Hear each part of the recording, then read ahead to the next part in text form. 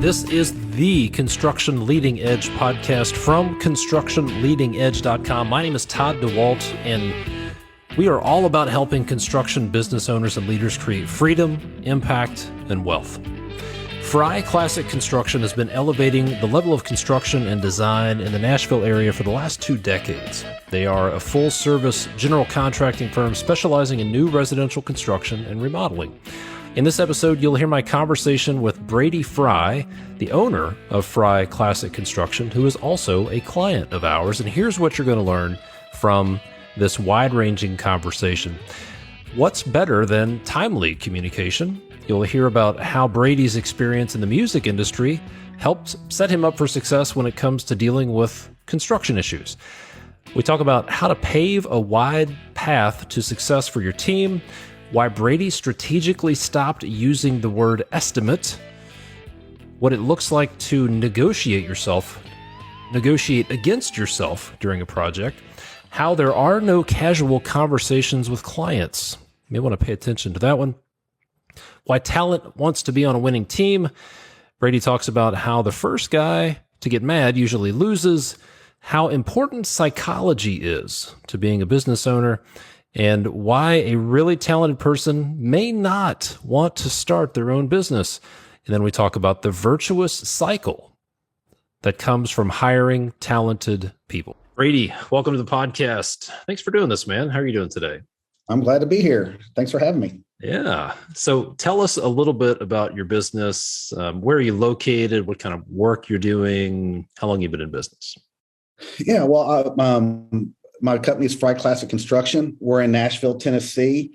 I think the nature of our business would be considered primarily single-family, high-end custom homes.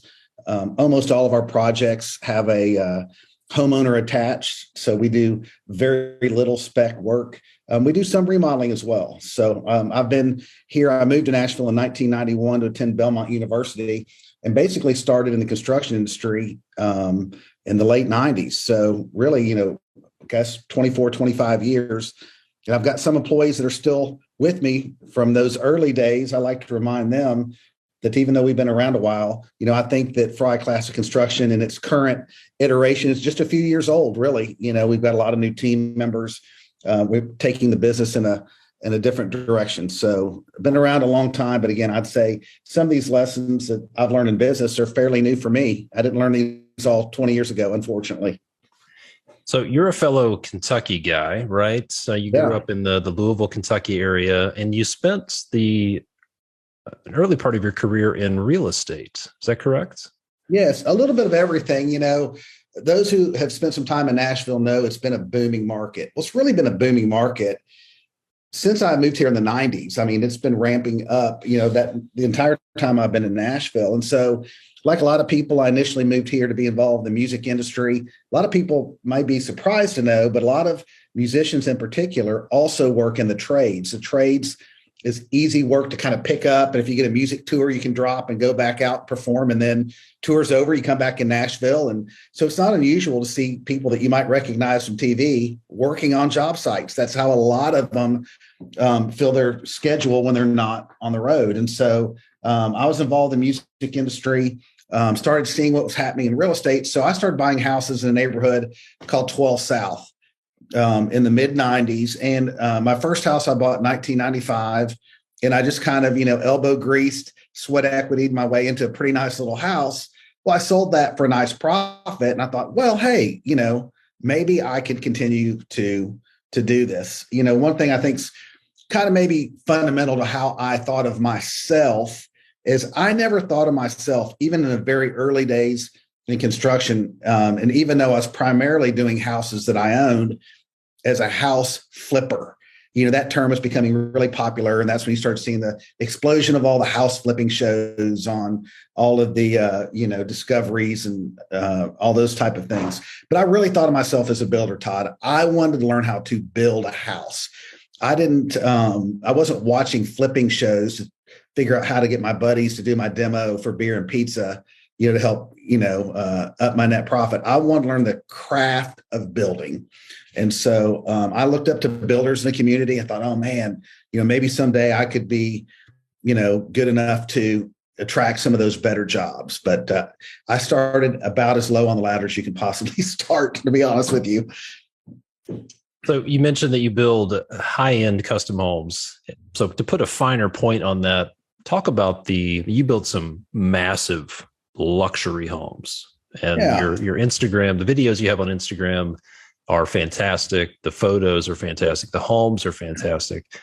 Talk a little bit about like the size and the scale of the homes that you're building. Well, we do build some that are very large, both in terms of, scope, square footage, et cetera. I would like to be known for our quality, not our quantity. We really try to bring the finest craftsmen together, carpenters, masons, painters, and really, I judge myself by the outstanding product we build, not our P&L. I mean, you obviously got to keep an eye on both. But, I regularly say to my team, I say, I'm a builder first. I'm a builder at heart. And so, I really want to be focused on just building an exceptional product. I want to utilize everything I've learned over 20 years and continue to learn. I haven't stopped learning, I always want to be using the best products, the best practices, both in the field in terms of how we install things. Technology is always changing in the supply chain. We're getting new products are available. There's a lot of, improved efficiencies or better at providing a protective waterproof layer for your home. So I'm very curious about all those things. And I'm very curious about utilizing the latest and greatest technologies in terms of operation and make sure that, my team has all the best tools to run a great business. And so I want to be known but at my heart, I'm a builder. So I'm always going to evaluate. I'm never going to roll up on a job, be dissatisfied with the attention to detail and thrilled about the P&L. I always want to love the detail first. And then if for some reason we had some missteps and that job didn't perform like we hoped financially, well, then I can reconcile that. But I'll never go home and go, oh, you know what? The house is okay, but we made a ton of money. So I guess that's fine. I just honestly don't think that way. In our market, the size and price is, the top of the market. We have many projects over $7 million, some probably closing in on $20 million. We'll build things that are, $700 to $1,000 a square foot, So for this market, I know in some of the coastal areas that maybe seems like a bargain, but, for Nashville, that's pretty much, top of the market. Yeah. You mentioned, this is something we haven't even talked about. You mentioned that you were in the music industry, and I know you're a guitar player, but tell me about your background in the music industry. Well, there's a couple different chapters, I guess, to that as well. I'm a guitarist. I love playing guitar, but I realized very quickly, anybody who's visited Nashville, this is the World Series of music. Everybody who's here is the absolute most prolific musician from their hometown. And I'm sure they left their hometown with lots of, pomp and circumstance. I'm going to Nashville to make it. Well, everybody came to Nashville to make it. There's so much talent here. Nobody who's just an average musician would dare get up anywhere and just pull out a guitar. Everybody in your audience is probably an above average musician and up to spectacular world-class musician. So you just don't see that. Hey, I'm going to pull out an acoustic and sing my bad version of Brown Eyed Girl. Like that's just not Nashville, And so I realized a couple of things pretty quick. It was very, very competitive. And I realized, I wasn't, truthfully, Todd, nearly as good as I thought I was. You get here and you see how prolific people were. I was like, wow, man, here's this guy that can just play circles around me and he's playing for tips. So that doesn't seem like a great plan forward. And I knew I wasn't a songwriter. Also we have a huge songwriting community here. I never really was interested in songwriting. It'd be great if I was. I think that's a talent, and a talent like all talents that you can get better at. But I was like, I'm not really a songwriter. I'm probably not going to make it as a musician. But I still wanted to be involved in the music industry. And where I found that I was valuable was more behind the scenes. So I worked for a couple of artist management companies here. A lot of the work that I got initially, kind of when you get into um, uh, the music business in Nashville, a lot of times you start on the road, you go out and you're a road dog. And so I got out and did some tour management and would go out and manage these tours. And, it's interesting because it's not that different than building houses. I got a bunch of stuff I need to happen. A bunch of people are going to need to perform, in concert with each other to get these 4 semis full of gear to another town, get it all set up and get ready to perform tomorrow night because we're opening the doors at 6:00. So there's just a ton of logistics that come in with that. But, you're dealing with semis, you're dealing with bus drivers, you're dealing with fuel, hotels, luggage. I mean, just everything. And, I guess somewhat like construction, some days it feels like all of those things go wrong. Vehicles break down, equipment doesn't operate. And so it's just a very, very intense kind of environment. And then, as good or bad as it goes, it doesn't really matter because tomorrow you got to do the exact same thing. And so in a lot of ways, probably my temperament, my ability to multitask, I probably really developed some ability to be cool under pressure. One of the things I decided on the music tour, there were plenty of opportunities to kind of have a hair on fire moment, just abject panic. Like, I don't know if this concert's going to happen or if doors are going to happen on time. Something's going wrong that I don't know if I can reconcile. And I got pretty good at like knowing when do I bring. I'm going to be cool for a minute. I'm going to see if this problem, if I can reconcile it before I, bring it to other members of the team. And, I can't put the horse back in the barn at that point. So a lot of times I just try to stay calm, work my way through it. And the majority of the time I was able to do it. I was able to get something corrected, and everybody else might not have even known the big obstacle I was trying to overcome in the meantime. So, I think that's a good lesson I learned to being on the road. Because, man, if there was ever a business where everything that can go wrong will, it's being on the road, trying to play music. I mean, it's just incredible. Yeah. I've been impressed. I've told you, I've been impressed at how I've seen you deal with some situations where there's a lot of emotion on the other side and a lot of intensity, and you just stayed calm and said things like, it seems like you're frustrated right now, and just stayed cool under pressure. And do you think you picked some of that up from dealing with just the constant firefighting? Absolutely. I mean, when I started going out on the road, I was 23. So a lot of the people that I was managing were much older than me. And so, there's a lot of things when you're in that environment as well, just from an age, I mean, you got to go around to some 50-year-old guy and give him his per diem or fuel for his vehicle. And so sometimes there's some attitude when you're the young whippersnapper out there, but you have some authority behind your name. So, ultimately I've always been it's better to attract people with honey than to, I've kind of taken that approach. So I usually want people to agree to do things, not do them. We all have situations where you got to get, like, hey man, this is really serious and we're going to have a problem, but that's not, I don't enjoy leading that way. All of us in a leadership position occasionally find ourselves in that position, but I would much rather take the easy road. I think in general, I just try to, whether it's dealing with my customers, employees, just kind of try to take the emotion out of it. It's tough. I have a saying, I don't know if I made it up. I'll take credit for it. I didn't hear it anywhere else, but I've always said, in business and golf, the first person that gets mad usually loses.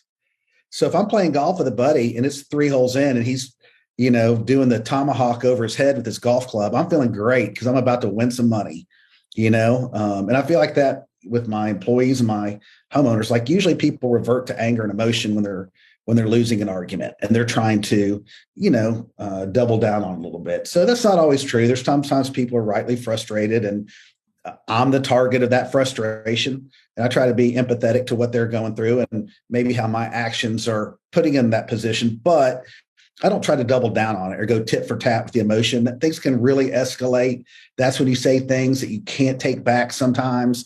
And so, when you're in control, you avoid those consequences when you say something that's purely an attack or retaliation in order to make a point because you feel attacked. So therefore I have to attack. And I just really try to avoid that, as much as possible. Yeah.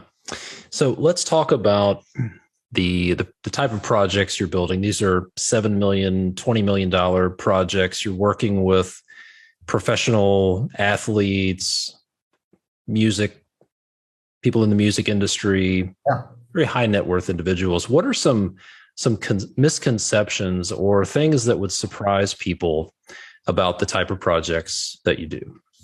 Well, I think one thing that's a little bit surprising is sometimes maybe you're a little bit newer in your business or younger, and you look up to somebody who's doing work that maybe you aspire to do at some time in the future. You think that everybody has a big rubber stamp and everything they do just immediately gets approved. There's no problems. There's no, they're not constrained by budgets. And that's just simply not true. I mean, if there's probably something that's most surprising is I'm facing the same problems that guys that are much newer in their career are facing. I have to deal with expectations. I have to deal with, egos sometimes. I have to deal with, subs that don't perform. So I think the challenges are pretty universal. And I always say, a room full of builders feels pretty much like a room full of builders. And it doesn't matter if those guys are doing $400,000 projects or multi-million-dollar projects. Most of their challenges are very similar, more similar than they are different. Yeah, there's not a set of trade partners and suppliers out there who are like behind a velvet rope and only work with VIPs, right? Right. No. So, we're encountering the same things that every builder at every level encounters. When every once in a while somebody will say, "Hey, man, can I take you to lunch? I'd love to pick your brain." I say the same thing. Yeah, I eat lunch every day. Just pick one, and we'll go to lunch. And people maybe sometimes are reaching out based on what they think. Usually has some monetary.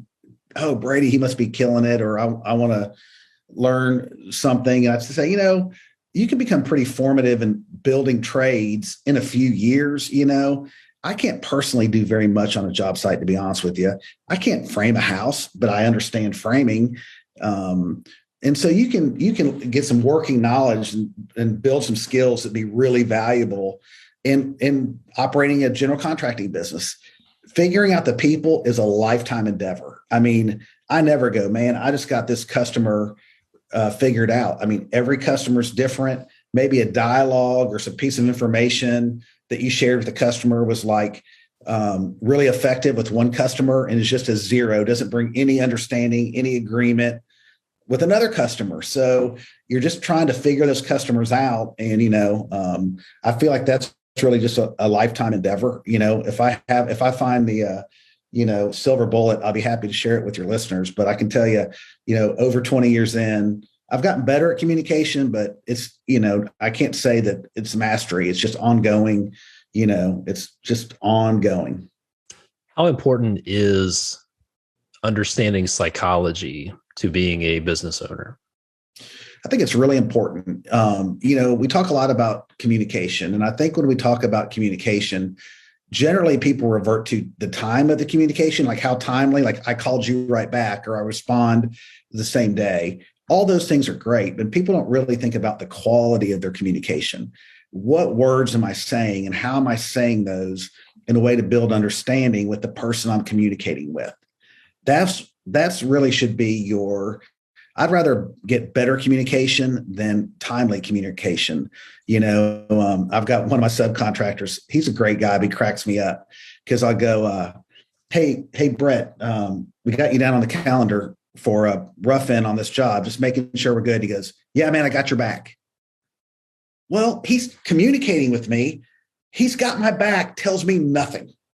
And I go, well, do you have my back on, say, Monday, like we have on the schedule, or do you have my back on another day? So he thinks he's being relatable. He thinks he's being communicating some commitment to but all he's doing is aggravating me. I'd rather him say, I know I'm scheduled Monday. I cannot be there till a week from Monday based on my current situation, and maybe later if that changes. The lack of providing me any meaningful information causes me extreme anxiety. Mm. If he said I can't be there a week from Monday, there's nothing I can do about it. I'll never think about that. Be clear, honestly, I don't do that much project management anymore. But when I was really in the field, if somebody just tells me the truth, I don't think about it again. I really won't spend 1 ounce of thought or stress until the following Monday. But this, I got your back. I'm constantly thinking about it until we've committed and agreed to when he's actually showing up. And so I think that, whether it's with my employees or it's reconciling a problem, I'm not a psychologist. I haven't even really had any formal sales training. I haven't gone to some, how to close and win more deals type of training. But I have really learned about how the words that I'm saying help me get better clients or reconcile bigger problems. And so I just think the word that I use a lot is just strategy. Like, sometimes you have to be strategic with the words that you choose and the words that you omit. I don't feel like one of the things, and this might sound, but it really occurred to me, is when a customer, let's even take it out of customer. Let's just say it's a lead. This person might even be a stranger, calls and asks me a question. I don't necessarily have to provide them the answer in the manner that they phrase the question to me. And I think most of us as builders are very, very honest people by nature. And so people go, hey, what does it cost to build per square foot in your market? And the answer that we respond is, usually you're sitting there thinking about your last couple of projects, how big they were, what the cost was per square foot, and you're trying to do math in your head really quick. Well, I don't feel like I have to answer anybody based on how they ask a question. I might be able to ask, maybe I even ask a core question. Well, why do you ask? Is there a price per square foot that's mandatory for you to make a hire? Maybe that's a good way to answer. Maybe I might take an alternative approach. Maybe I would deliberately, there's a concept in sales called anchor pricing, which is you deliberately think about the vision of an anchor. If somebody tied an anchor with very little string and the tide rose, what would happen? They drowned. They don't have enough rope. They can't float up with the tide. They've moored themselves to the dock without enough rope. Well, you can also anchor yourself high. What if you had a lot of extra rope, and instead of you diverted that conversation and said, oh, well, every house is different. That's true. But you know what? A lot of them, they all have lumber and plywood and drywall. So a lot of the things, every house isn't made out of, completely. I haven't built any houses out of carbon fiber. I mean, they're all some version of similar materials orchestrated thoughtfully to execute a vision. So what if you, instead of said, well, I can't answer, you set a price that you felt like set you up for an opportunity to win. And so I try to think about how I'm answering those things in a way that sets up an opportunity. I always talk about with my team, I want to pave a wide path to success. I don't want to perch success on the head of a pin. It's too difficult. So wide path to success. And I want to do that with my language and how I communicate with people to allow that to happen. So it's a really big issue in my head. Now that I'm not as involved in the day-to-day production of the homes, I can kind of look down from this 30,000 foot view, this bird's eye view, and go, hey, this is a really challenging environment we're working in. How can I navigate this skillfully to still have a nice track record of success, still build a relationship and trust with the client, not distrust, even though we're in an environment that makes that a big challenge? So I think about that a lot, to be honest with you. I think about it probably daily, how I'm going to go navigate a situation with skill to build understanding, trust, and relationship in an environment that's very, treacherous and trying to maintain all of those things. Yeah. Let's talk about sales strategy. Why did you stop giving out free estimates? And the aforementioned young builder that calls me and wants to know about something that's going on in my business, and they'd like to apply it to their business. And they say, "Oh, Brady, like, when did it all happen? What was the big moment? What was the thing that changed everything?" And for me, the answer is always, it's when I stopped charging for estimates. And I'll usually get the answer back, Todd, that, "Oh, well, I'm smaller than you, or I can't afford to do that yet." When I decided and I committed to do it, I actually had very little work. I'd read a book years ago by Michael Stone called Markup Profit, A Contractor's Guide. And that's when I just said, I'm committing to doing this. I think it's a best practice. And, that's when I started doing it. It changes everything. It really changes everything. And people think I can do it because, again, maybe I have some steam in the marketplace. And I try to distinguish that. What I say is, hey, the pre-construction agreement, you can call it whatever you want. You can call it a pre-construction agreement. You can call it a professional services agreement.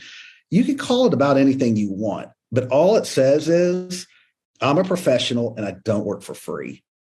And I can tell you, the best clients expect it. I think it really raises the level of respect they have for the person they're engaging when that person isn't just, giving out their work free.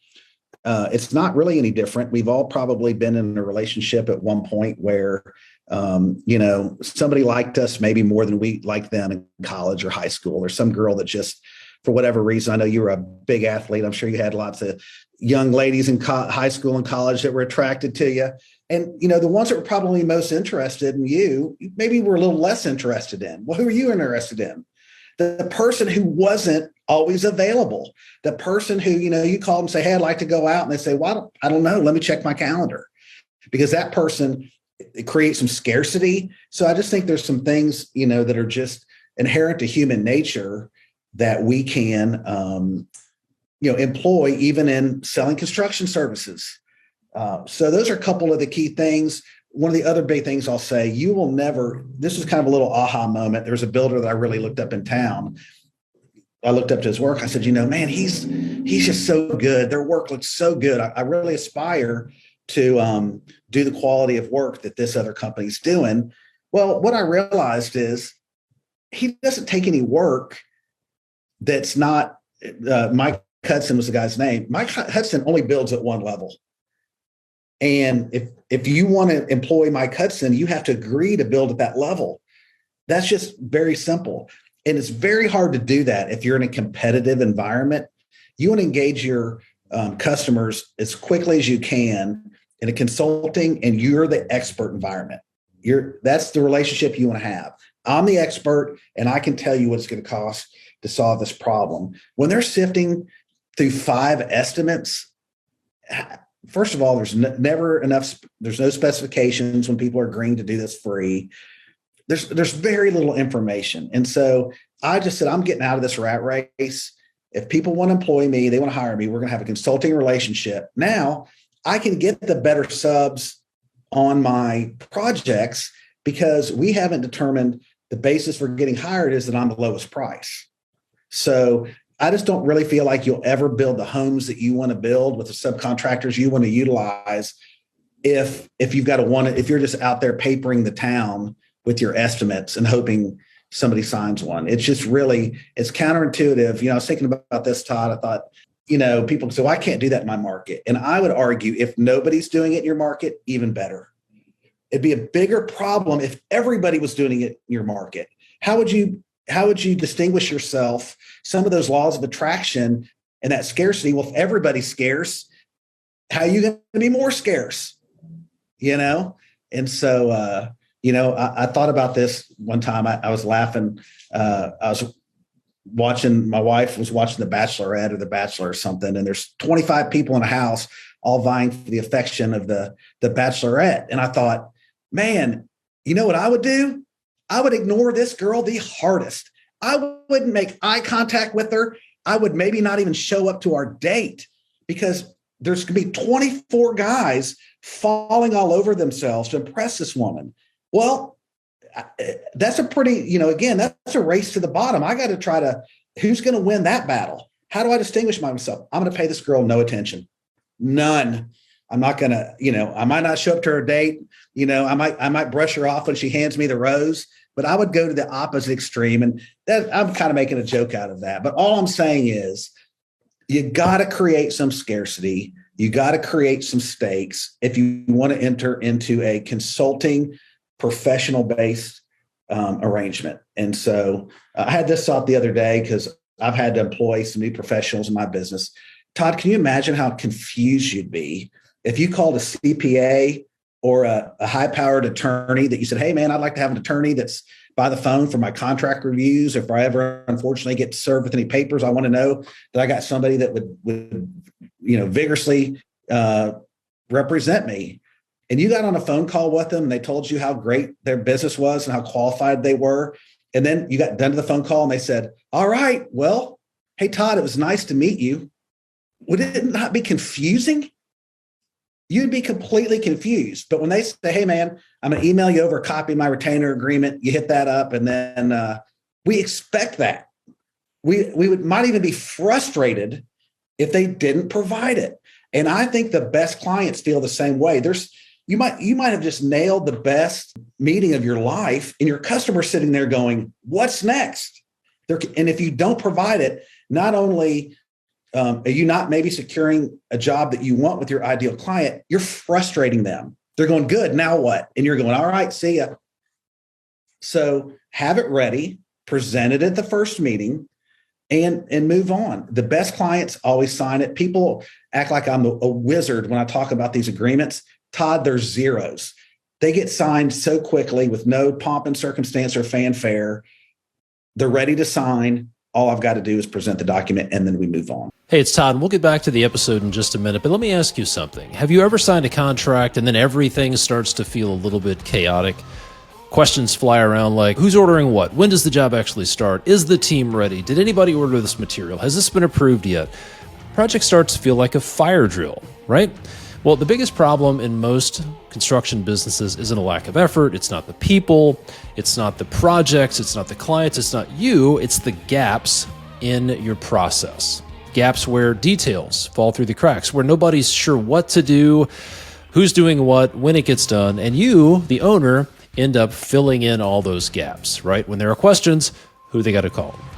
If there's a problem, it's going to land in your lap. And the biggest gap is pre-construction. And the solution is simple.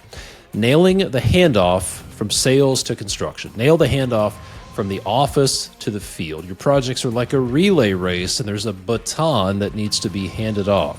Nailing the handoff is a well-designed pre-construction process that closes those gaps, eliminates the chaos, and gives you back control.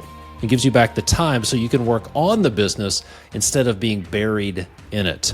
And we can help you build that process. The first step is to book a free business evaluation call with our team.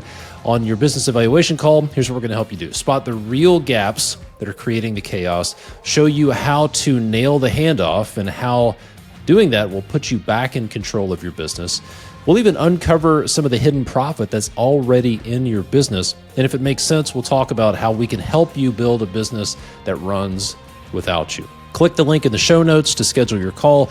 Be advised, we only have a few spots available each week, and not everybody qualifies for this call. This is not for everybody. So if you have a wave of work coming at you, or you're planning on growing and hiring people, now's the time to close those gaps with a good pre-construction process.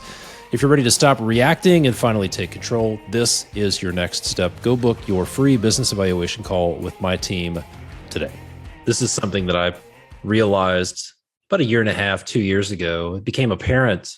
People were talking about all their problems, and I need to hire an estimator. I need to get more efficient and proficient at cranking estimates out. And I realized, wait a minute, the root cause of a lot of your problems is that you're spending 40 hours a month on estimates that don't go anywhere. And then when you get those projects, you have all these allowances and gaps and all these missed expectations. Like the answer is simple. You need to stop. Just stop doing free estimates and get paid for that work. And there's so many misconceptions about that. People say the exact same thing to me. Well, it doesn't work in my market because of this. And I can't do that because of this. And how can I do that when all my competition does it for free? And I would say, do you want to be just like your competition? But it is such a mental hurdle to get over. But I've seen so many people get over that hurdle. And it's so easy. If the builders out there will do it, I mean, I'm telling you, it won't be in 3 years. In about 3 months, nobody could ever convince me. Nobody could tell me that it's unfair. I couldn't be shamed because I know what my business was when I wasn't doing it. And, we talked about kind of communication, and I kind of like to solve these riddles for people, these problems that they're having. So one of the builders I'm in a builder group with, really sharp guy. He's a great builder. He's really got a lot going for him. And he told me, he said, you know what, man, he's like, I'm buying I'm buying in. I think you're right. But he's like, but man, now I've got 6 estimates that I've got to go do. Some of them, Todd, by the way, some of them, he hasn't even met the homeowner. He's providing those to the architects, which I was like, absolutely not. And I said to him, I said, hey, listen, I got a little, let's see if we can work this out. And with strategic communication, you've already agreed to do it.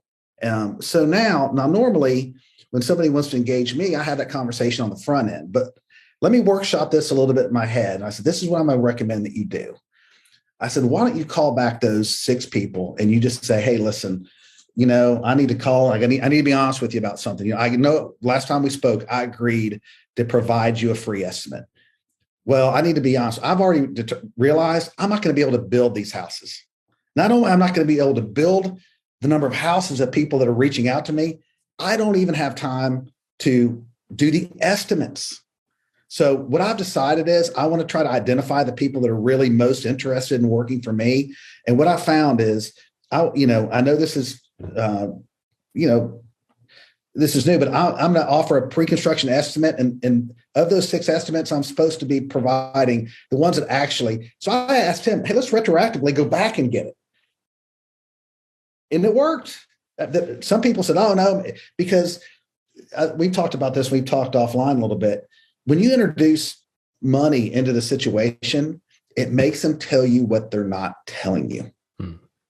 And sometimes what they're not telling you is, hey, I went to college with Todd DeWalt, and he's going to build my house, but I just wanted to get a competitive bid to see if his bid is accurate.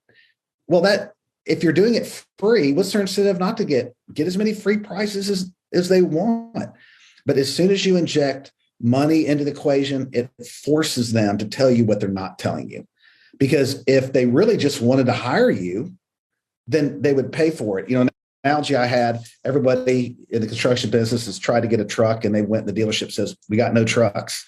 And you say, yeah, but I really need a truck. And they said, okay, well, I got a truck. It's going to be here in about 2 months, but I've got 20 people on the list that want trucks, and I got one truck that comes in. I'll give it to you, but I need a check today for $10,000. Well, if you wanted the truck, you're like, no problem.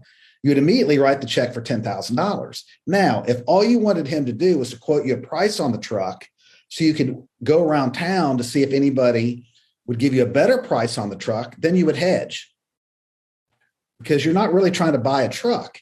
And all I'm saying is I want to know what the nature is of our engagement. If somebody came to me and they were actually honest and they said, Brady, we don't think this house is really in your price range. We're maybe not your ideal customer, but we got a young builder. The guy seems like he's got his head on his shoulders. He seems passionate about his work. We've seen a couple of jobs he did. We're really impressed, but he's young. Any way you'd consider doing a budget review for us? I may be willing to. I might be willing to do that. I might say, hey, yeah, you know what? Let's have an equitable fee, and I'll spend 2 or 3 hours reviewing your budget and maybe give you a few pertinent questions. That's fair. We're dealing, on reality's terms. I don't think that's fair. Yeah, I agree. And speaking of budget, we've had several conversations when it comes to strategy and communication. And there are a couple of things. You have an interesting phrase when someone asks you, hey, can you tell me give me an estimate on Yeah. this. And you tend to flip things around toward them. Yeah, well, there's a couple things that you're keying in on. One is keywords, and I've really tried to stop using the word estimate. Just it's vernacular. Maybe people are associating budget and estimate to mean the same thing. They don't. But I've stopped using the word estimate. I use the word budget. Everybody's seeing the continual price increases, and what happens is you've met my team. I've got a very competent team, and particularly in my estimating to purchasing department, I've got somebody who's just, I've never met anybody as qualified in the business. So if an estimate isn't performing, I can assure you it's not lack of preparation, understanding of the scope of work from my estimating department. That's simply not the problem. Now, it might be that estimate was produced 18 months ago, and by the time that you got your plans finished, your permitting, all those sorts of things, prices have changed dramatically. So first of all, this goes back to strategic language. I strategically have removed the word estimate from my vocabulary and from my paperwork. I use the word budget. A poor estimate implicates a bad estimator, which I can assure you is not the problem. So I prefer to use the word budget. And I tell people, I'll report to you how your budget is performing, not how your estimate's performing. That makes it sound like my estimator didn't do a good job. I'll let you know. And the answer might be poorly. Sometimes the budget is not performing very well, and we need to have conversations. Is there any adjustments you want to make in the scope of work? Maybe that pool or that garage or that accessory building is less important in terms of where the budget is right now. We've talked offline about when people call in and they'll say, "Hey, are you accepting work?" And I thought about this. I said, how can I answer this in a way that really gives me that wide path of success? Because what I started realizing just based on the calls that I was receiving, I don't know if all of these houses are going to get built. I really don't. And the ones that would be, there's only a handful of guys that really build at the level that I build, and they're probably getting a lot of phone calls as well. And I don't even know collectively as a group if we can build the best houses. So there's probably going to be a little bit of a mismatch between the scope and quality of a home and the experience of a contractor. Somebody's going to probably end up hiring a contractor that doesn't have great systems or personnel.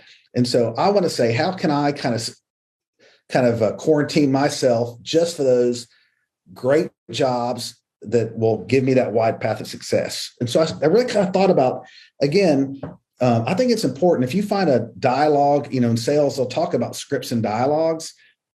You don't need to go buy a pre-printed pack of postcards with ones for you to answer that you're going to scroll through. But, in your voice, figure out how you want to respond to your customers. And when people say, "Hey, I'm calling, I wanted to see if you are still taking work," whether it's express or implied, the typical nature of that call is they're waiting for us to say a low enough number for us to hire them. So they're thinking, okay, I've got a $700,000 budget. So if I want a 2,800 square foot house, and they're kind of doing that math and they're trying to extrapolate. So what I say is I turn that around and I said, well, yes, we are taking work. If your budget will allow me to do my best work, then I'm interested in having a meeting. So what I'm now saying is, you're not going to come in. Say that again. People need to hear that. If you would repeat that. If you have a budget that will allow me to do my best work, then I'd be open to having a meeting. It's beautiful.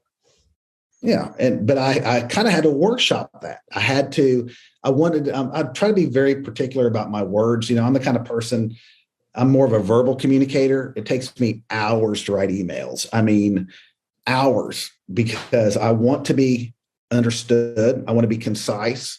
I want to say exactly what I mean. And so so I couldn't say, "Hey, well, if you're going to spend a ton of money, I'm your guy." That's not precise. That's not articulating any value. So I wanted to find a way to say it that wasn't snarky or abusive or egotistical. I didn't say, if my fee's big enough, if you have a budget that will allow me to do my best work, I'd love love to set up a meeting. So now the nature of that engagement is they're going to tell me how great their budget is. Does that give me a better chance of succeeding? Because I will say, and this isn't exclusively true, but in my price point, most of the people have the money. They're trying to make that value, they're just trying to honestly decide how much of that money they want to allocate to this particular project. Very few of my projects have financing. And if they do, they're probably more how they're stewarding their finances versus, you can't get a $15 million Fannie Mae loan. I mean, so sometimes people are doing so mostly they're cash customers. And so you just have to, again, articulate ways strategically that allow you to be successful. So I've really just kind of liked that dialogue. Again, I don't think it's snarky, but it does kind of shift that paradigm around to go, hey, let's talk about what your budget is. I don't want to be over here anymore with, people that are improperly insured or do subpar work in order to get this job. As builders, we put ourselves, and we've all done it, an extreme amount of jeopardy to save our customers money. When you hire somebody that doesn't have insurance, and I've had a few workman's comp claims. I've hired a subcontractor who had insurance. He subbed it out to somebody who didn't have insurance. That person gets hurt, sues me at $65,000. And so, there's ways to, get those projects and set those parameters to hire people that do quality work, that have insurance, just have all that will warranty their work, that will come back. And really, you're making it much harder on yourself when you hire people that, can't produce the quality of work that you either aspire to build or your market demands. I always say I can't make a mule a racehorse. I mean, I've tried, Todd. I have tried. I've hired guys, and I had to come to the realization, you can sit there and say, man, what an idiot. This guy stinks. Well, ultimately, it's the contractor's fault. You hired somebody that didn't have the skill to execute at the level you needed them to execute. So as builders, we have to take ownership over the person we hire, the instructions that we give them, the supervision that we provide as they're working, and then how we inspect their work at the end. So all of those are things that we can control. So if somebody had an old set of plans, that's on us. If they weren't given good instructions, that's on us. If they got half the tile floor laid and had the tile going the wrong direction because we were sitting in our truck on our cell phone, that's on us. So all of these things, I just started thinking anytime something goes wrong, I try to be really reflective. And again, you can go yell at somebody. It doesn't usually change anything. But I back to this strategic language or even just strategy in general, I go, man, how could I do something differently where this just wouldn't ever happen? I'll give you an example, even kind of outside the sales world. Probably every builder out there has walked up on a job, painters out there washing out their brushes. Sometimes it's in the landscape. I had a guy doing it in a storm drain, in an area that's just not appropriate. And again, you can go, man, my painter's so dumb. He got overspray all over the boxwoods. And yeah, that's going to wash off in a couple of weeks, but the homeowner's here and I feel like an idiot. Then it occurred to me, you can go yell at the painter. I don't know that you're going to feel great when you get done, but why does a painter determine where he washes out? Why don't you just tell him where to wash out? If you say, hey, better yet, why don't you get 4 bales of hay, stake them into the ground, put a big sign that says paint washout station, drag the hose over there. And that would probably happen very few times. And if it does, at that point, you can say, hey, man, what's going on? Now we can have a conversation. If the guy can't read your mind, they're going to do what's, easiest for them. But at a point, if you go, hey, man, now I've really set you up to succeed here. I've created a paint washout station for you. It's labeled. So now what's going on? Are you just trying to be openly defiant? At that point, we got to have a conversation. So again, I just try to think strategically, what could I do different that would get me a better result? Yeah. And I think one of those things right now is I've seen a lot of builders and remodelers, general contractors, everybody creating these psychological problems with pricing, specifically pricing and schedule commitments, anchoring themselves. And they're not really logical problems, they're psychological problems because they're sharing a number, sharing a date, and then things change. Prices increase 20, 30% a month in some cases. And then there's this psychological problem where the price or the schedule is what it is, but there's this psychological problem which sounds like the customer saying, but you told me it was going to be this, and you told me you would be done by this. And one of the things we've spent a lot of time talking about is just, it's not a matter of what, you don't have to do something more to fix it. In some cases, it's do less and just don't provide.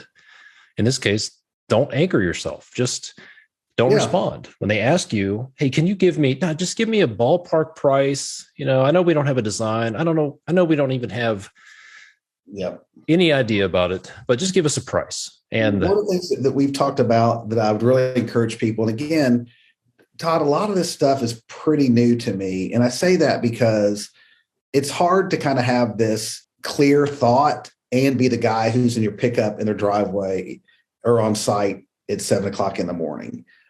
It's really hard. And I think that's even when you talk about being the difference of being the visionary and the integrator. For all of you guys, I spent most of my career as essentially being a one-man operation. I think a lot of people out there are, well, when you're a one-man operation, you are the integrator. You are the integrator. There is no visionary because you're the integrator. So what's happened for me is once I got to step out of that integrator role and I've got people that integrate things for me, then a lot of this clarity only happened when I got to step back and I wasn't integrating. Okay. And so a few of the things, I had this question for years. I'll give you a great question. Hey man, I know we're in a cost plus. They don't even say that. Most of my work for your listeners is cost plus. And so I would get 2/3 of the way through a cost plus agreement. And the homeowner would say, hey man, we've been at this months or years.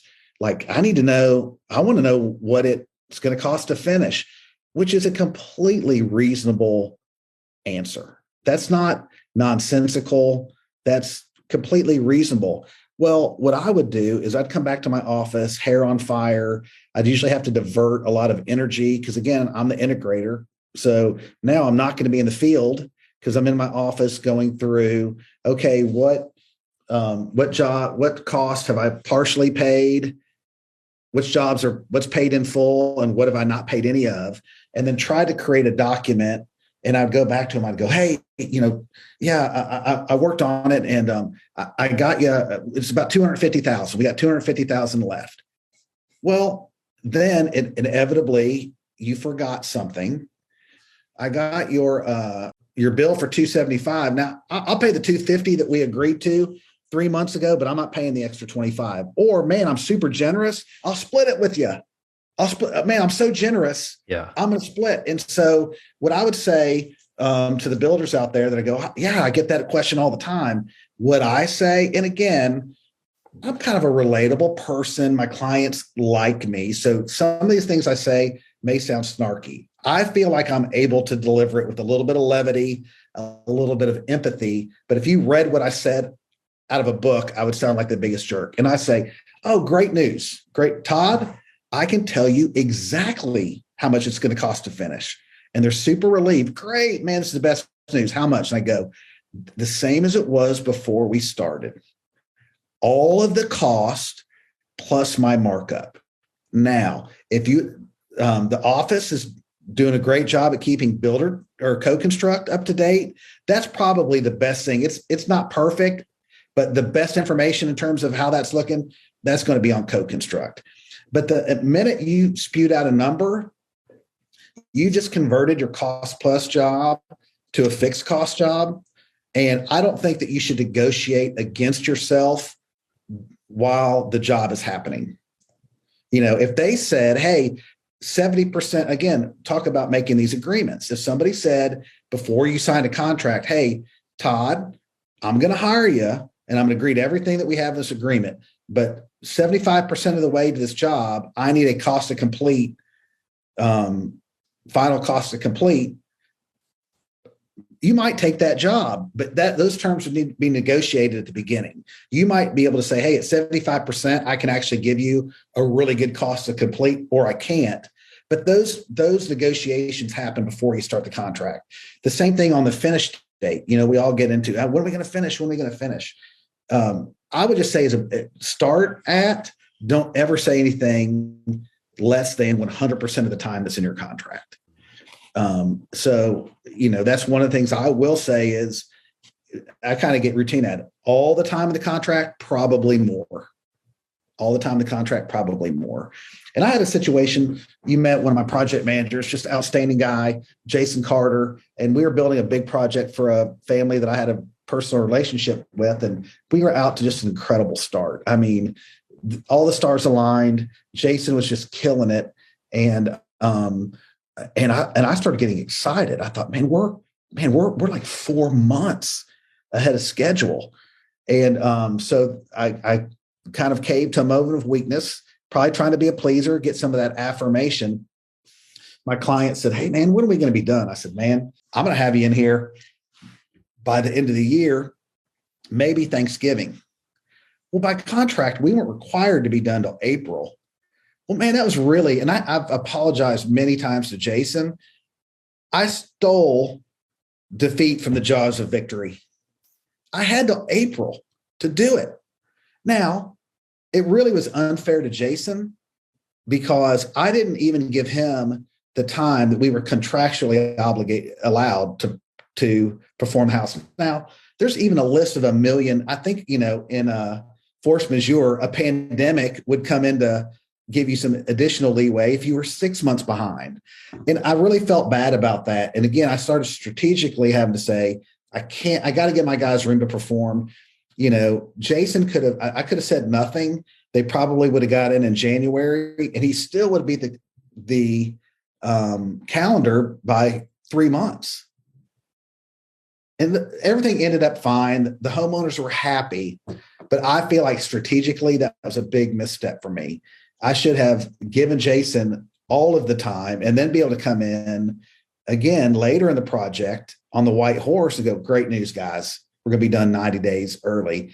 But I probably put Jason in 6 months of stress and anxiety trying to live up to obligations that I renegotiated after we started the project. And it was the worst I feel about it, to be honest with you, Todd, was my unfairness to Jason. I didn't give Jason a lot of room to succeed. I made his success.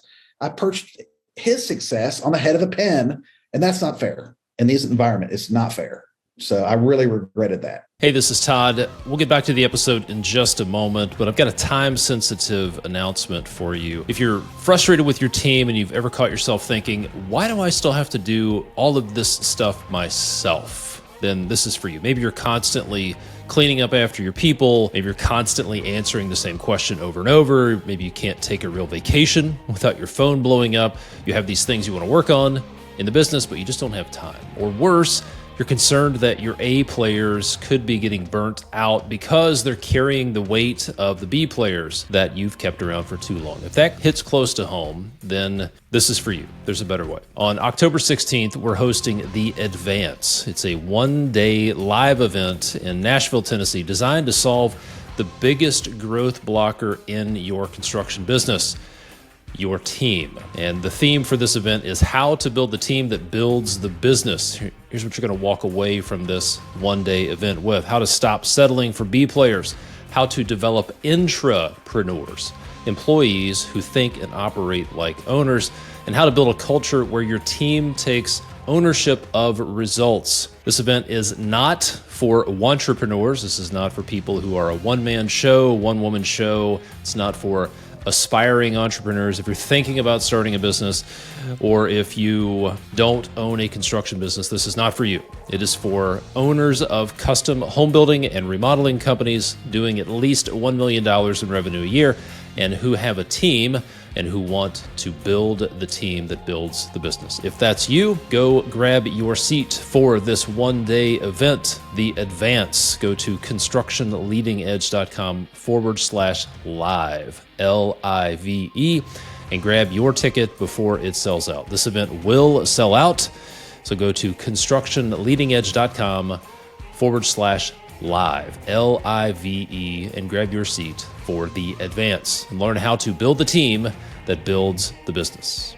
That's pretty consistent with my experience. There've been so many times when I've thought I was being the hero, being the great guy. Yeah, I think we can get this delivered. I think we could save you $400,000 on this project by doing this. And then it only turns into $100,000 savings.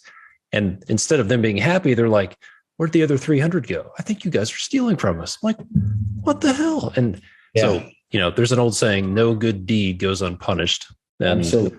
that seems to be the case when you try to go above and beyond. Yeah. And you could have had both of those things. If you just, again, would have been a little more strategic about it, you could have had the win. You could have came in, saved the 100,000 and had everybody be popping the cork on the champagne, or maybe the guy would deliver you one of those fancy bottles of bourbon that you like, and you could have been sitting there cracking some bourbon and having a nice conversation. Instead, it was a reprimand. And so we've all done it. It's nothing to hang your head in shame, but just be, what I would just say, never think a casual conversation is casual with a client. I don't care what your personal relationship is. We let our guard down, especially I'm a pretty highly relatable person. And so, I think sometimes we let our guard down, and you just got to be really careful. Had a homeowner one time, got into a personal conversation with my project manager, and, how was your weekend? And he's a nice guy. And he started telling her about his weekend. And again, and I'm Todd, I've done that 1,000 times. I'm sure I do it most of the time. But again, now being the visionary and being able to step back, I start thinking, you know what? She doesn't really care about his weekend. I don't think your customer is really that interested in how your kid's sporting event went over the weekend. They're trying to be nice. They don't really care. But strategically, what if you just turn that script and be like, man, I had a great weekend, but I could tell you what, man, I couldn't wait to get back here today and get started. We have a huge week planned. How energized is your customer going to be? And you might go, oh man, I'm exhausted. The Preds are in the playoffs. We had a nail biter last night. I drank, 10 tall boys at the game. I could barely drag myself out of bed. Well, that might be what have happened. I don't think that's going to inspire your customer. And I think it'd be a strategic misstep. It might even be truthful, but it's not helping you elevate the esteem of your business to your customer. So even if they're being personal, what if you I look at this as skills that I can bring. How can I turn that conversation back around, because that's what they really want to hear. Man, all I do is live and die for your project. Couldn't wait to get here. I would have walked on my hands if I had to get here today. That's what they want to feel. And so you don't have to be ridiculous about it or be a caricature, but there's a way that you can turn that conversation away from Little League or, the Bengals game or the hockey team that you like, and refocus it back on what they really want to know is you're here kicking butt on my job. That's really what they want to feel. And so, but again, when I was the integrator, I didn't see things that way. I had to step back. And so when I see my employees doing that, I'm not hard on them. I go, hey, why don't you think about trying to direct things back to the job? Or, don't share with them if something went wrong for you. The window guy was supposed to be here, but he didn't show up. Again, they're always keeping score. And they keep that tally. And then when something happens and, I was on site and the window guy, I know he didn't show up. And the project manager said that they can't find one of the windows. So when something doesn't go their way, all of a sudden, man, they resurrect all of those conversations that they've had is to try to booster their argument that they are, maybe we're at the end of that job and they want to give you that $20,000 haircut. And they go, well, I feel like we lost time when the window guy and all those conversations that you thought were very casual, all of a sudden, are like the 10 Commandments chiseled into stone. I mean, they're never forgetting those, and they're going to rub those, pull those out and rub your nose in it and use that as their justification for, paying you less than they probably owe you. So, I think just strategically, you can be, it's tough for me. This is still tough, Todd, but I've always said, I feel like my business would be better served if I was polite, but a little less personal. That's a big struggle for me because I'm very personal.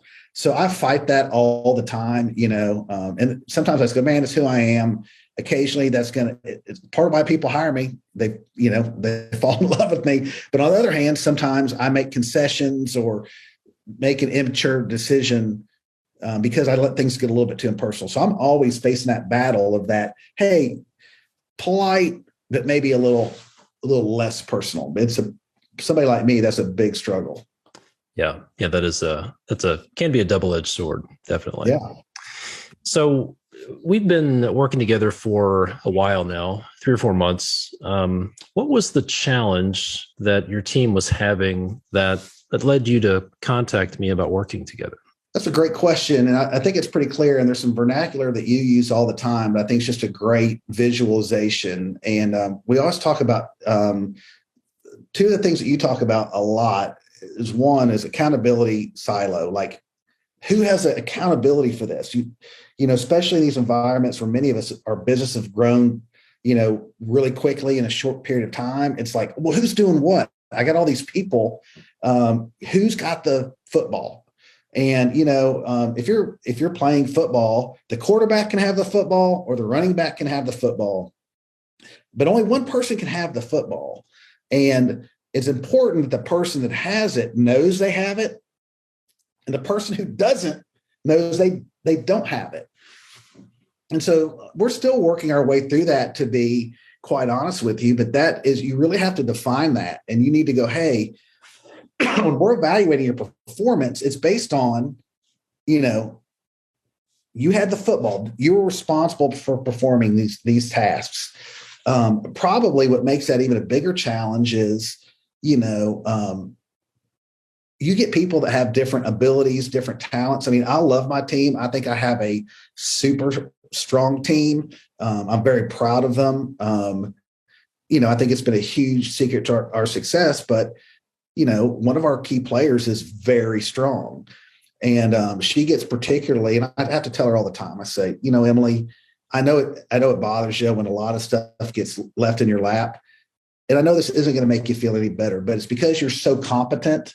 When people have a question and they say, I want to know what's going on, they go, Emily will know. And so I know that's a source of frustration. And I know that me telling you to be flattered isn't going to make you feel any better, but it's only because people recognize you're very capable. And so when people have a question and they want to know who's got the command of the information, who's available, they know you. So that's not going to be an excuse for some of our other guys, the production guys, the field guys not performing. We got to reconcile that. And we're always fighting to push. Emily's good at it. She says to me all the time, oh, that's not, that's, you've got the football, or I don't have it. Or, she kind of, we got to start keeping things going through. I know, but, she'll sometimes be reluctant to tell because she wants everybody to go to the agreed upon accountability silos. And it's hard. So that's a big challenge. Everybody brings something to the business. Emily in particular, a lot gets thrown at her. And again, just because she's capable, confident, and has such a great command of the information. So it's a big challenge to try to, push back and get things going through the, proper chains of communication instead of taking the easy route, which is sometimes just to call one particular team member and keep loading up their plate with things that could be accomplished by somebody who's more appropriate to handle that information, anyway, go through the right channels. Yeah. So the team has grown pretty significantly in recent years. You've added quite a few people. You're growing. You have this unprecedented this wave of work that's happening. Mhm. You're in an incredibly hot market. Sounds like the question of who has the ball was a challenge. What did that frustration feel like, or what were some of the symptoms of that lack of clarity around accountability? Well, it starts making people feel like other people are less committed than they are, and I don't think it's that people are less committed, but people do have different levels of what they're willing to do to reconcile something going wrong, And I think when some people are like, "Hey, I'll work a night or a weekend," sometimes to reconcile because I care about the business, I care about our customers, so I'm gonna go the extra mile, and if they feel like other team members aren't doing that, it starts building some resentment, and sometimes I really don't think that that's because that maybe the team member who should be handling the work is unwilling to. Again, I never feel good about blaming anybody more than I usually look at myself and go, hey, I'm lacking. I haven't, as a leader, communicated the right information or demanded the accountability and just said, "Hey, man, these are going to happen. It's going to be cause for, uh, you know, some kind of discipline within our organization. Up to including removal from the business." So, that's somebody. I think that your people hate to feel like it's always ending up back on them or they're filling in the gaps for everybody else, so it does start building some resentment. So I know I spent some time with your team a few months ago, maybe 2 or 3 months ago, and we worked on your developing your accountability charts, spend a lot of time with your team on nailing the handoff, dialing in the pre-construction process. How are things different now? Are you seeing some changes in some of those areas of chaos based on the work that you and your team have done? Yeah, well, on a couple of things, I think this ties into it, but I think when you said to me, "Hey, Brady, first, you can't be the visionary and the integrator." And so I said, "Well, there was a team member that was pretty obvious. He was the best candidate to be the integrator." And I said, "Oh, yeah, well, he'll be the integrator." And one of the things that you put on my, coaching checklist is, "Hey, you got to go out and talk to this guy and see if he'll accept the integrator. You just can't force somebody into a role that they may not want." And so I went to him and I said, "Hey, man, Todd's kind of said something I think is really important, and that's that, I got to be the visionary, but even before you articulated that to me, I'd have ideas, and I would say I was going to integrate them, and it never worked, and I didn't wasn't clear that it usually there's probably not any big surprise to people that understand that." I would talk about these policies, processes, and procedures, and we need to have this manual so we could all be playing from the same playbook. And I said, "I'm going to do it." Well, after a year of going to staff meetings and talking about it, I said, "I'm clearly not doing this. Like, I got to be honest. I'm not going to do it.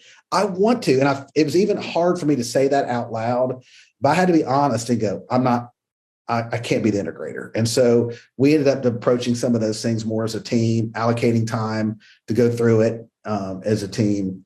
And so, I went and this other team member, I said, "Hey, man, I think that you're the obvious choice for integrator role." And he was delighted. It's very much in his gifting. And again, I think that trust, those people want to be a part of your business. They want responsibility.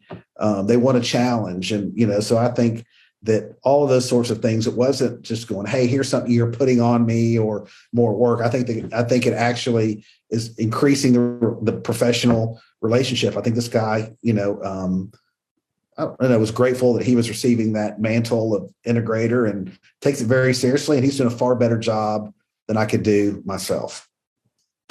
And what has that done for you, knowing that you don't have to be that integrator? Well, one of the things we talked about is that I think everybody just has different gifts. And ultimately in business, even your employees are looking to see, they want to see you fulfilling a role maybe that they don't see themselves doing. So if they're doing stuff that they feel like other team members can be doing, I think it even can cause them some stress. They want you to be out there growing the business, building a really strong team, a great corporate culture, and if they walked up, you're like, hey man, I got to leave. I'm out picking up trash on the job site. That actually would give them some anxiety. Like, hey man, none of us are too big to pick up trash, which is true, but they want to see you out front. They want to see you leading the charge, a little bit of inspiration to it, and just painting that vision for what's this business look like, or where's this thing going, and can I realize some of my aspirations inside of what you're doing? Because when people start thinking they can't, that's when they start, looking around. Well, if Brady isn't going to build a tent big enough to where I can meet my goals, and I got to go look for somebody else who can. And so, I try to be out there out front, building a business that, these people will want to stay at. Cause I got really sharp people. They get approached to go work elsewhere. So it's not like, they're, locked in a basement. I mean, they're engaging with people. They're all impressive in their own right. So, they want to see you out there leading. They want to see you demonstrating your character. They want to see you demonstrating your ability, so they want to feel like they're on a winning team. That's one of the biggest things with some of these builders occasionally, and it's hard. You got to get there, but sometimes people, they don't play to win, and then they don't understand why they can't attract any good talent. And I'm like, well, talent wants to be on a winning team. Talent can't, and so talented people, unless you're a real visionary and you're really great at selling this, and then you can deliver, you're not going to find a ton of talented people that are going to go work on a folding table in your sunroom. That's just not how talent thinks. Not that an office is going to be the solution to all your problems. It's just talented people want to feel like they're on a winning team. And so you got to see, you got to be winning. And then, it makes it a lot easier to recruit talented people to what you're doing. But man, if all you do is approach every hire like it's just somebody you're going to have to fire at some point in the future, or every client is somebody that you're going to disappoint, or, man, who wants to be part of that? I think kind of talking about winning and winning together, and man, wouldn't it be great if we could all do this? And, so.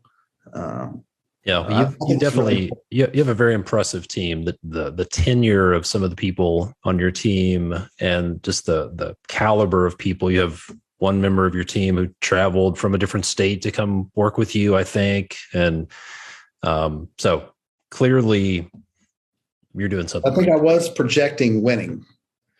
She was, and that's part of the social media component. But she's like, man, this guy Brady, he's building great houses, and so I was kind of helping her fulfill some aspirational goals that she had for herself, and be associated with a caliber project. And she's a little hustler. We've loved having her on the team. But again, everybody's winning. I made a great hire. She's getting to do. She's young. And already getting to work at the top level, but it's not like I sit there and go, oh no, go pay your dues and come. Like I'm thankful to have a really hardworking, employee that's young and go getter. So I think everybody's winning. We're all winning together. Yeah. And so I think that's just a core value of all of it. Like, I mean, I can't just go to a staff meeting and go, hey man, I want to make tons of money, retire independently wealthy, and give the job to my, son-in-laws someday in the future. Like, who's going to sign up for that? So again, that's bad strategy. So, definitely. So I want to wrap up with this question. We've talked about you've answered this question in a lot of different ways, which is what I call the crack the code segment.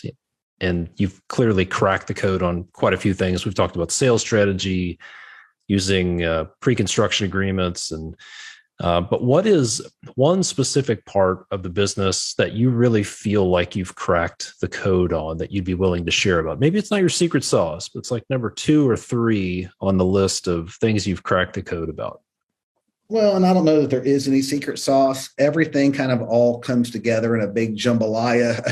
If you're lucky of success, your history and your competency as a builder and your relationships and the what you broadcast on your social media to your is it compelling to your customers? Is it compelling to future employees? So all of those things kind of come together. So there's not one piece of that makes it great. One thing I can tell you is sometimes as a business owner, we're intimidated by talented people. We go, all I'll say is hire the most talented people that you can, pay them as well as you can, include them on key decisions. And that was said to me. And I thought, well, why would a person that's really talented, why wouldn't they just start their own business? And not everybody wants to own a business. Not everybody wants to deal with all the rigors of being a business owner or worry about sales or cash flow or taxes or insurance audits. There's a lot of stuff most of it's probably a bore, to be quite honest with you. Somebody sees the reveal of a pretty house and they go, yeah, but that's like the best day I had all year.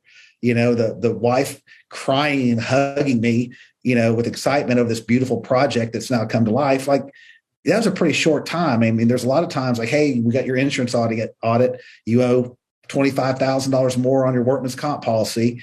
There's a lot of that. And so not all talent wants to run the whole show. Now, the thing I can tell you is the better the talent pool that's come to work for me, it has made a huge difference in the work I get. I think when we have meetings, my potential clients go, man, these people know what they're doing. It's clear. I think architects, they know whose businesses are chaos and whose are well run. And so the architects are going, man, I talked about my back room that I'm really proud of. They attend my meetings with me. They're very forward facing to my clients and my architects. And so even if those people are interviewing other builders, they're going, wow, who's doing that? Brady's got people that are super experienced that can produce this information and these approvals. And so, you hire those smart people. One of my key employees that we talked about, that's my integrator, he was operating his own business. And when I kind of put the appeal out to some of my vendors, like, hey, I need somebody to do this in my business. I'd known him for about 10 years. One of my vendors said, oh, you ought to talk to this guy. He might consider it. He's really thriving in my business because he's getting to work more regular hours. He's not having to do sales estimates and bookkeeping. He gets to do the things that he enjoys. He's spending way more time with his wife. And so it's been a win-win. The guy's really super experienced. He's super sharp. He's impressive. When my clients, anybody engages, I'm like, man, I'm proud to have that guy on my team. I just think you get those really talented people. You set a big vision for them, and man, they really want to help you accomplish it. It's amazing how much personal stake they put in helping you realize some of your goals. Because again, we're all in it. We're all winning together. So hire the most talented people. They'll attract more talent. They'll attract better jobs with better clients, with better design teams. It just all kind of moves up together. Yeah, kind of a virtuous cycle that goes up. The more hire talented people, pay them as much as you can, and engage them in key decisions, get them involved, and it goes up. Great stuff. Well, this has been fantastic. I really appreciate the time you've spent and everything you've shared. If folks want to, well, let me ask you this, and then I'll give you the opportunity to share where people can connect with you. You have an audience of a few thousand of clearly the most talented, attractive, inspired people in the construction industry on the planet listening to this podcast. Yeah. And yes, that is pandering for those of you listening. What's something you would share with them as parting piece of wisdom, Brady? Well, there's a million ways to make a living in construction services. We all talk about the skills gap, but that really even flows into the contractor gap. So, find out what part of the marketplace. Don't listen to this podcast and just assume that, man, you got to get into single family custom homes to make it work. You can make it in all segments: home improvements, remodel, trades. So all of these things that I've tried to share with you are really universal. Strategic communication, both to your employees, your potential clients, or your current clients, design teams. All of those lessons are really universal. So those aren't things that just become important the bigger the jobs and the bigger dollars. So think about what you want to do. Don't chase a marketplace because you perceive that it's easier, there's more money. Create a winning team. And really, the sky's the limit.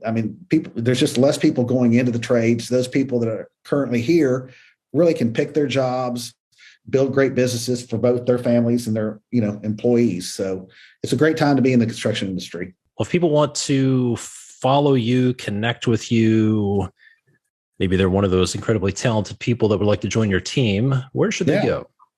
I'm on Instagram, Fry Classic Construction.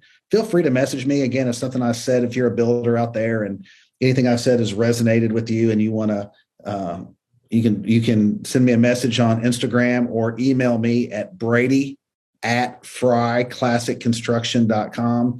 There's no E in Fry, just FRY. I'm also on LinkedIn, but I probably get a lot of messages on Instagram. I've connected and built a lot of really great friendships with builders from all over the country just through, being on Instagram, admiring their work, or being empathetic to some of the challenges we all face in the construction industry. So feel free to reach out. Great stuff. Yep. You're doing a great job. You and your team are doing a great job on Instagram for sure. It's been a pleasure having you on the podcast. It's been a pleasure working with you and your team for the last few months, and look forward to it. So thanks so much for doing this, Brady. My pleasure, Todd. Let's talk soon. Hey, it's Todd here. One more thing before you go. Remember, if you're dealing with chaos every day, if you're spending too much time in firefighting, if your whole team is in reactive mode, it's probably not your team, it's not your clients, it's not your project, it's not you, it's the gaps. And the biggest gap is the one between signing the contract and starting the job. That's where the details get missed. That's where the stress begins. And the fix is simple. It's a solid pre-construction process so you can nail the handoff from the office to the field. We want to help you build that out. And the first step is to schedule your free business evaluation call. Click the link in the show notes. We're going to help you identify the root cause of your chaos, show you how to unlock the profit that's already in your business, and we'll lay out a plan to help you nail the handoff. And if it makes sense, we'll talk about what working together looks like. So click the link in the show notes to schedule your call with my team. Be advised, calls are very limited and not everybody qualifies for these calls. So go book your call today, and I'll see you next time.